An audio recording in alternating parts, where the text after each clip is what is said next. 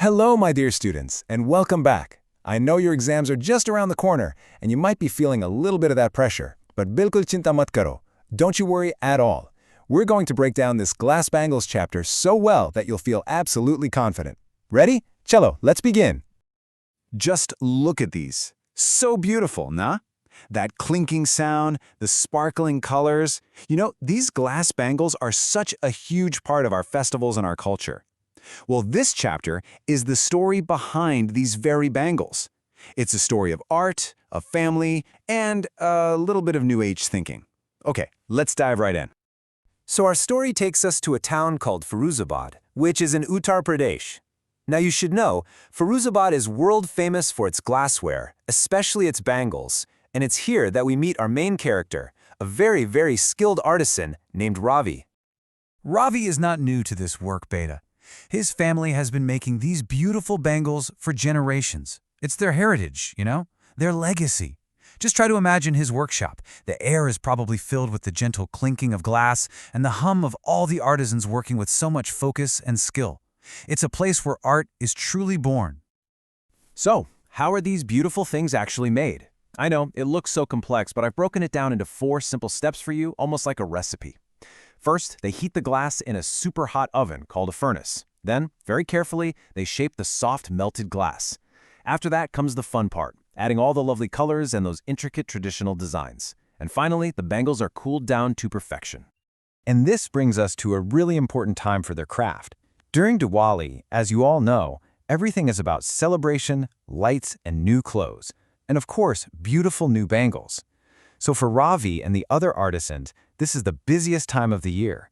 Their workshop is buzzing day and night just to meet all the festive demand.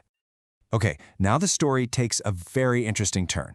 A new character is introduced, Ravi's daughter, Ananya. She's just finished her schooling, she's full of energy and new ideas, and she is really eager to help her father in the workshop.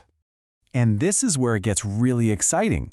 We see this gentle, loving clash between tradition and modernity. Ravi, her father, is focused on the classic Indian designs. The long-lasting quality and preserving the family heritage. But Ananya, she's from the new generation. She has different ideas. She wants to bring in modern elements, like delicate floral patterns and cool geometric shapes. Her big idea is to mix the old with the new.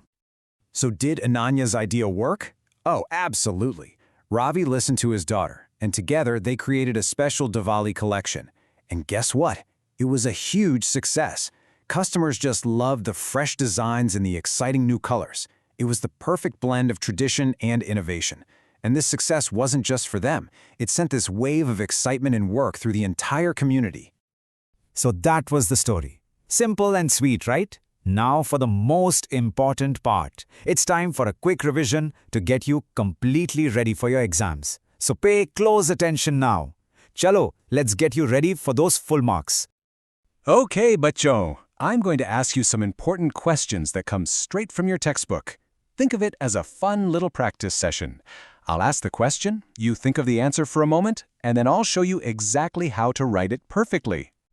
All right, first question. How were the glass bangles made in Ravi's workshop? Think back to that recipe slide we just saw. Take a moment, try to remember the steps. And here is the perfect answer, laid out in simple points. This is exactly how you should structure it in your exam. The process involved heating the glass in a furnace, shaping it carefully, adding the colors and designs, and finally cooling it. Write it just like this, and you're all set for full marks on this one. Okay, next question, and it's about our young innovator. Who was Ananya, and how did she help her father, Ravi? This is a very important question, so think about her role in the story. And here's the answer. The key points you must remember are that Ananya was Ravi's daughter, and she was fresh out of school. Her big contribution was bringing modern elements, like floral patterns and geometric shapes, to the traditional designs. This created a beautiful, new fusion. It's that simple to remember. Last question from this section, and this one is about the bigger picture. How did the success of their new collection help not just them, but the entire community? You see, the success was a blessing for everyone. Because so many more people wanted their new bangles, the demand just shot up. This meant more work for the other local artisans. And not only that, more people were needed for packing and for transportation. So the main point is, Ravi and Ananya's success helped the entire town of Firozabad to prosper.